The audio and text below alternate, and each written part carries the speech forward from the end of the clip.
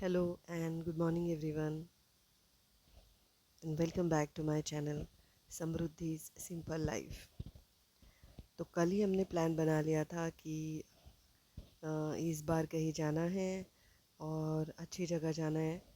तो मॉर्निंग में जल्दी उठकर ही मैंने ब्रेकफास्ट रेडी कर लिया था क्योंकि पेट भर के खाना था। और ये पोहे बनाए थे। इस बार थोड़ा सा ऑयल ज़्यादा हो गया और उसके ऊपर ही नींबू लग दिया था ना, तो नींबू में ऑयल लगने की वजह से मैं उसका जो रस निकाल रही थी तो बार बार हाथ से गिर रहा था। तो आज प्लान हमने बनाया था कि हम चलेंगे ग्लोबल विलेज। तो ग्लोबल विलेज आपने सुना ही होगा नाम ग्लोबल विलेज का। बहुत बड़ा है, बहुत टाइम लगता है यहाँ से जाने में भी। तो हमने सोचा चलो कुछ अच्छा सा बना के पैक करके लेके जाते हैं। तो इसलिए मैंने सोचा कि मैं बनाऊंगी आज बटाटा वड़ा।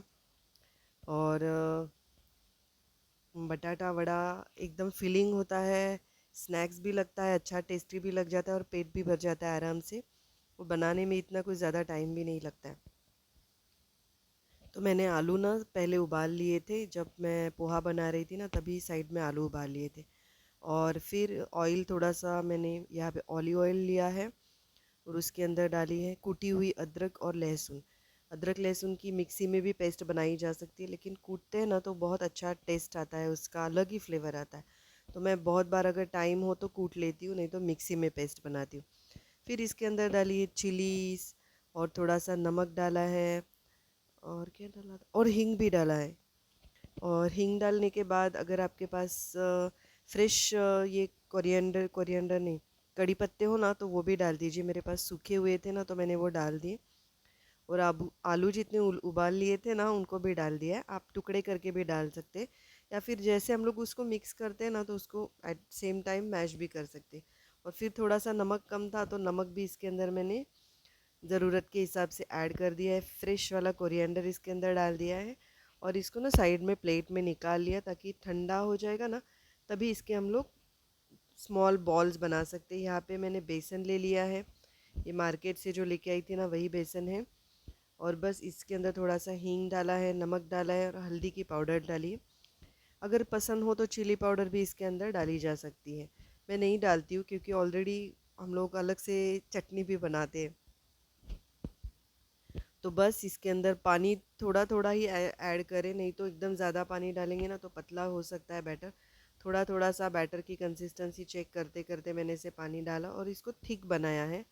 नहीं तो वड़े ना उनके ऊपर अच्छे से कोटिंग नहीं आती।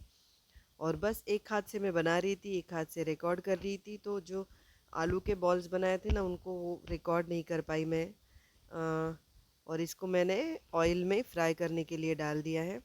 बहुत गर्मा गर्म, इतनी खुशबू आ रही थी और इतनी ज़्यादा टेस्टी थे ना। तो बस इनको साथ में लेके जाने का प्रोग्राम है। और हमने गर्मा गर्म पहले ही खा लिए थे। मैंने चिली, हरी मिर्च थी ना उसको भी फ्राई किया ऑयल में, लेकिन ध्यान से वो बहुत उड़ती है। मतलब उसमें से उसके अंदर पानी होता है ना तो बहुत आँख में वगैरह जा सकता है, हाथ में वगैरह छींटे उड़ गए थे मेरे। और यहाँ पर बस निकल लिए। रोड थोड़ा सा लंबा वाला है, शायद से 1.5-2 घंटे लग जाएंगे। तो मैंने सोचा रोड को भी थोड़ा सा रिकॉर्ड कर लेती हूँ। रेत की ढलानें हैं, आगे पहुँचे तो शारजा वगैरह में तो वहाँ पर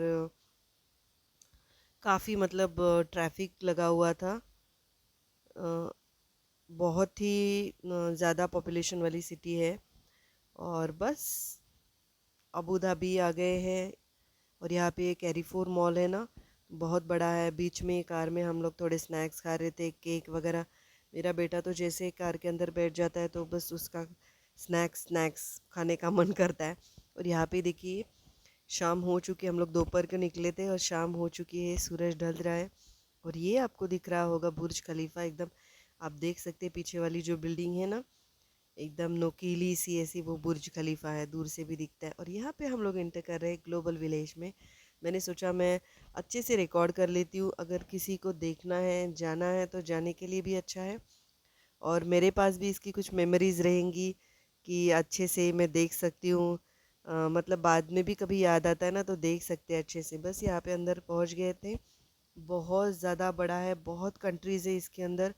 मतलब ये क्या है, जैसे एक कंट्रीज़ का मेला लगा हुआ है और हर कंट्री का जो मतलब टेंट के जैसे ही समझ लीजिए आप। हर कंट्री का जो पोर्शन होता है ना, तो उनका एक गेट लगा हुआ होता है और गेट के ऊपर उनकी जो भी संस्कृति है, कल्चर है, उस हिसाब से डिपिक्शन होता है। तो वो सब इसके अंदर आप देख सकते हैं। और बस यहाँ पे एक छोटा सा रोड है, उसी को क्रॉस करके हम लोग चले गए थे। और बाहर से ही आप नज़ारा देख सकता है। ये जो एंट्री वाला ही गेट है, इसके कलर्स चेंज होते रहते हैं।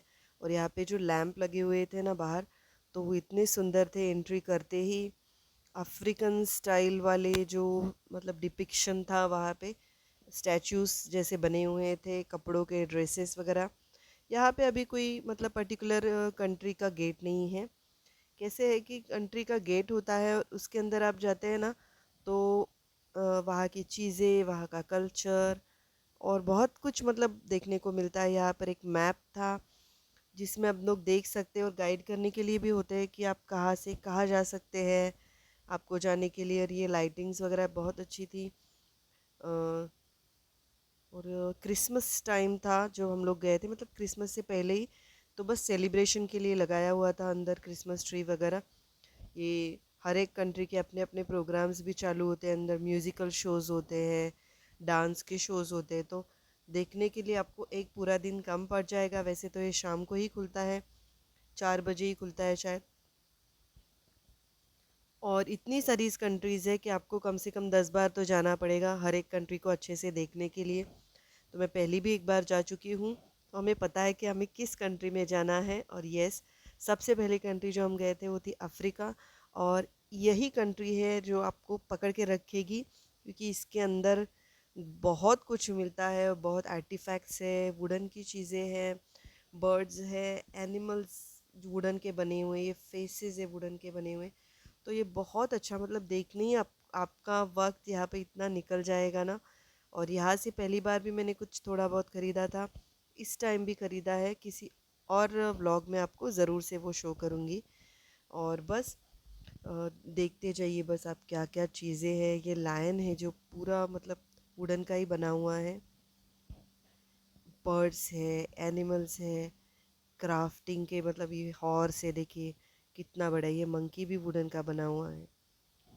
लेकिन हाँ, प्राइजेस बहुत हाई होती है। लेकिन अफ्रीका एक ऐसी कंट्री है जिसमें वो लोग थोड़ा बार्गेन करते हैं। आप 50% प्राइस कम करके ले सकते हो, लेकिन वो 50% जो कम हुआ होता है ना, वो भी बहुत ज़्यादा होता है। लेकिन जो इसके आर्टिफैक्ट्स हैं ना, उनको आप इग्नोर नहीं कर सकते हो, लेते ही आप कुछ ना कुछ तो ज़रूर से खरीदेंगे। और ये बच्चों का टाइम पास चालू था। बस इसके बाद हम लोग गए थे रशिया में।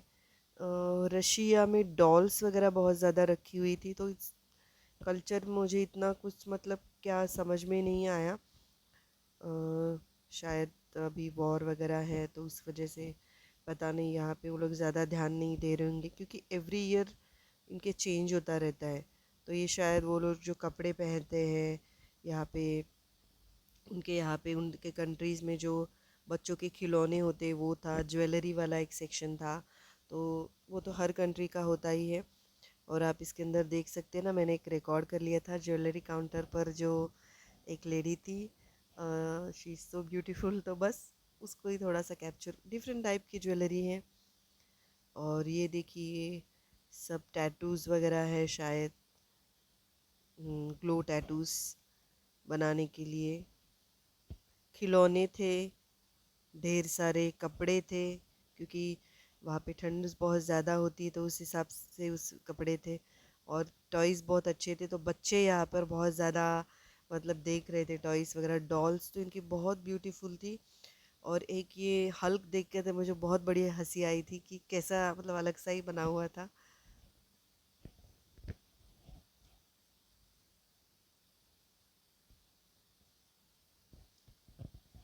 और ये क्रिसमस ट्री मैंने कैप्चर कर लिया, बहुत सुंदर बना हुआ था। यहाँ पे हम लोग बैठे, रशिया के गेट से बाहर निकले ना, तो वहाँ पे अंदर बहुत जगह होती है, मतलब गार्डन जैसे ग्रास वगैरह होती है, बैठने के लिए बेंचेस होते हैं, तो ग्रास पे भी चटाई डाल के बैठ सकते हैं। और खाना बहुत सारे लोगों को ग्रिल वगैरह भी लेकर आते हैं, बनाते हैं, गर्म करते हैं और खाते हैं। हम बस बैठे, थोड़ा स्नैक्स निकाला हमने, वड़ा पाव वगैरह लेके आए थे।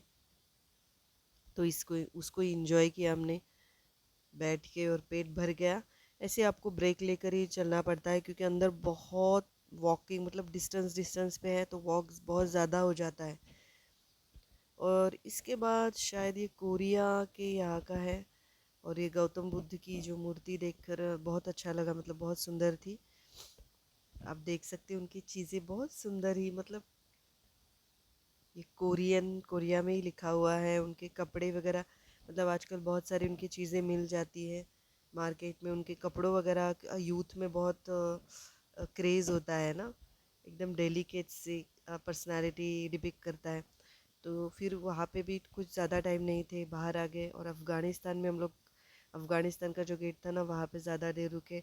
वहाँ भी बहुत अच्छा कुछ था, आर्टिफैक्ट्स थे उनके भी, मतलब कल्चर समझ में आता है कि कितनी पुरानी सी चीज़ें आप देख सकते हैं ना। ये तांबा पीतल के बने हुए उनके जो एनिमल्स वगैरह थे आप देख सकते हैं। ये आप ख़रीदने जाओगे ना तो बहुत बहुत बहुत ज़्यादा कॉस्टली थे। यहाँ पे ज्वेलरी भी बहुत ब्यूटीफुल सी ज्वेलरी थी, और मुझे अपनी बेटी के लिए कुछ ख़रीदना था। तो मैं देख रही थी, आप ये देख सकते हैं ना, ये जो कड़े हैं लोकल मार्केट में आराम से 100 में मिल जाते हैं। मैक्स आपको 120 रुपीज़ में मिल जाएंगे, लेकिन यहाँ पे वो 700 800 रुपीज़ बता रहे थे। तो बार्गेन भी आप कितना करोगे ना, और एक चीज़ बार्गेन 50% कम करके भी क्या मतलब, वो 500 चीज़ ज्वेलरी तो आराम से ख़राब भी हो जाती है। और ये देखिए मेरा बेटा ट्राई कर रहा था, इतनी बड़ी बड़ी रिंग्स यहाँ पे ज्वेलरी, स्टोन्स की स्पेशली ज्वेलरी थी जो बहुत अच्छी थी, बहुत सुंदर थी। ये देखिए एक रिंग ही है, कितने बड़ी साइज़ की रिंग है ये। और बस ऐसे ही हम लोग ज्वेलरी देख रहे थे। उनके यहाँ पर भी कपड़े वगैरह बहुत अच्छे थे, जो ठंड में पहनने वाले होते हैं ना कपड़े, कैप्स वगैरह वुलन। और फिर उस कंट्री से हम लोग बाहर आ गए। बाहर ये मार्शमेलो दिखे, मतलब ये आर्टिफिशियल है। फिर चाइना में हम लोग नहीं गए क्योंकि चाइना के हमें पता होता है ना, मार्केट में बहुत सारी चीज़ें हम लोग चाइना वाली ही खरीदते होते हैं। तो फिर उस हमने सोचा चलो नेक्स्ट टाइम जाएंगे वहाँ पे। फिर हम लोग यहाँ पे बैठे थोड़ी देर। हर एक गेट के सामने ना थोड़ी जगह होती है, तो ईरान का ये गेट बहुत अच्छे से डिपिक्ट किया हुआ था और कुछ लिखा हुआ था। इराक का था। यहाँ पे देखिए इंडिया का, पहले इंडिया का गेट था ना, मैं जब 3 4 साल पहले गई थी तब कुछ अलग था। तो हमने सोचा चलो चलते इंडिया के गेट में। वैसे तो हमें पता ही है कि इंडिया के, मुझे पता है कि क्या मिलता है, लेकिन फिर भी जाने का मन किया। तो मोजड़ी वगैरह डिफरेंट स्टाइल के जो शूज़ सैंडल्स थे ना वो थे, और अपने कॉटन के ड्रेसेस बहुत सारे थे। जैसे कपड़ा मार्केट यहाँ पे बोलते हैं ना, अलग ही तरीके का मटेरियल था क्लोथ्स का। और ये एक राजस्थानी लेडी थी, उनका स्टॉल था। तो यहाँ पे जो अपने लोकल मार्केट में मिलता है ना वही सब था, लेकिन यहाँ पे देख के उसको बहुत अच्छा लगा। पायल ज्वेलरी, और ये राजस्थानी जो डॉल्स होती है ना, वो लोग डांस में यूज़ कर, कठपुतली डांस वगैरह, तो वो था इंडिया गेट में। कपड़े बहुत अच्छे थे कि रिकॉर्ड किए बिना रुका ही नहीं गया। बहुत सुंदर, बहुत ज़्यादा कॉस्टली, और बहुत अलग अलग टाइप्स के थे। और बस खाने के लिए भी अपनी इंडियन चीज़ें थी यहाँ पर, वड़ा पाव, समोसा। ज्वेलरी तो इंडियन वाली, झुमका वगैरह तो पहले से होती है, तो उसको और डबल रेट में मैंने सोचा ख़रीदना कुछ ठीक नहीं है। और फिर हम लोग गए यहाँ पे, एक देसी डिलाइट्स करके था। यहाँ पे प्रोडक्ट्स के प्राइसेस देख सकते हैं आप, 4 टाइम्स प्राइजेस थे। तो वैसे तो इतना सब कुछ खाने के लिए लेके जाते, फिर भी बच्चों का मन करता है, तो मैंने सोचा चलो एक मेमोरी के तौर पे एक कुल्फ़ी ली जाती। और बड़ी वाली कुल्फ़ी थी ये, शायद 700 रुपीज़ की थी कुल्फ़ी। और इतनी बड़ी थी कि उसको पकड़े कहाँ, वो समझ में नहीं आ रहा था। फिर आराम से इराक के गेट के यहाँ पर हम लोग आके बैठे। और मैं जूम करके आपको बताती हूँ कितना सुंदर गेट बना हुआ है उनका। बस देखिए कितना सुंदर ये उनके कल्चर को डिपिक्ट करता होगा। जो लोग वहाँ से होंगे ना, वो समझ रहे होंगे शायद ये क्या है।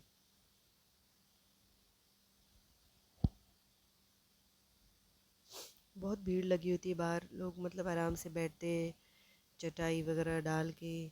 हम लोग भी बैठे थे। गेट के ऊपर। और इजिप्ट, अगर आप ग्लोबल विलेज जाते हैं तो ज़रूर से आपको जाना है India, Egypt and Africa. India का, सॉरी, इजिप्ट का लास्ट टाइम का जो गेट मैंने जो देखा था 4 साल 5 साल पहले, वो बहुत सुंदर था, बहुत सुंदर था। और जो उनके पिरामिड्स के अंदर जो जैसे लिखावट थी ना, शायद उसी लिखावट के हिसाब से उन्होंने ये गेट के एंट्रेंस में ही कुछ लिखा हुआ है।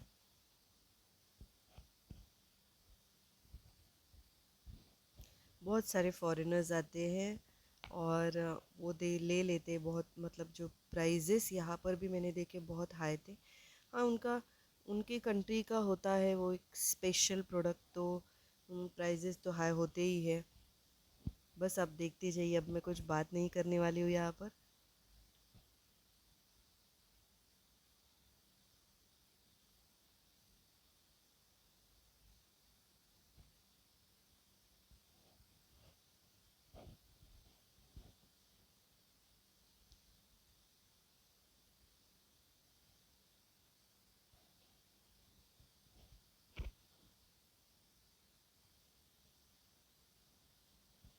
यहाँ पर शो पीसेस भी बहुत अच्छे थे, खरीदने का बहुत मन कर रहा था। ये देखिए, बहुत न, जो नक्शी काम बोलते हैं ना, वो बहुत डेलिकेट और इंट्रिकेट, बहुत सुंदर था।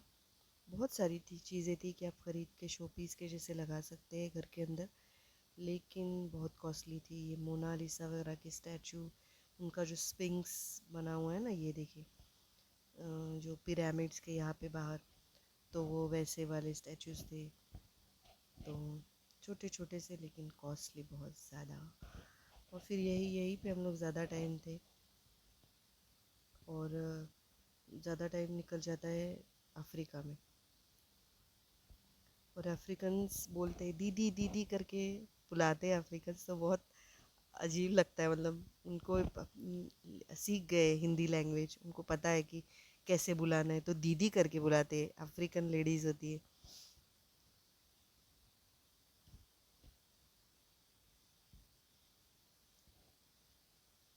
इस मार्केट से तो बाहर निकला ही नहीं जा रहा था।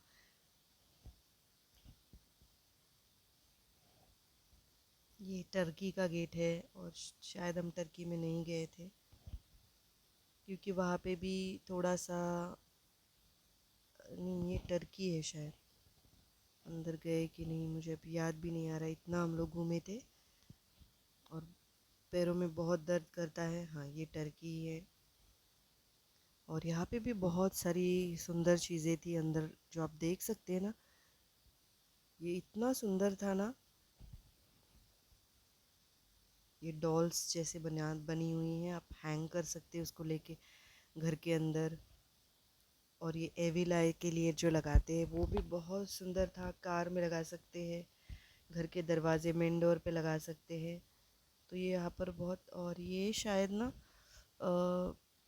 जो फ्रिज के ऊपर लगाते हैं ना, वो थे शायद। मिरर्स और ज्वेलरी भी बहुत अच्छी थी। मैंने बहुत कोशिश की कि मैं ज्वेलरी का एक पीस ख़रीदूँ, लेकिन नहीं, बहुत कॉस्टली थे, बहुत ज़्यादा कॉस्टली थे। ये देखिए प्लेट्स, इनके ऊपर बहुत अच्छी सी मतलब डिज़ाइन जो इनके ऊपर किया हुआ था ना, बहुत अच्छा था, बहुत सुंदर था। ये देखिए।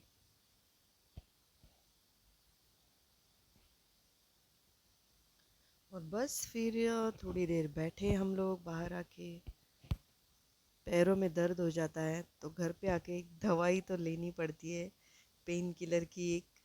तो ऐसे ही बस, आपको जाना है तो ज़रूर से जाइए और घूम कर आइए ग्लोबल विलेज। मैंने कोशिश की है जितना हो सका है उतना दिखाने की। बस ऐसे ही इंजॉय कीजिए, और प्लीज़ मेरे चैनल को लाइक शेयर और सब्सक्राइब कीजिए। घर में निकल पड़े थे, 12 बज चुके थे शायद हम लोग को ग्लोबल विलेज में। और उसके बाद रात में ड्राइव और सॉन्ग सुनने का तो अपना ही मज़ा होता है। तो बस टेक केयर।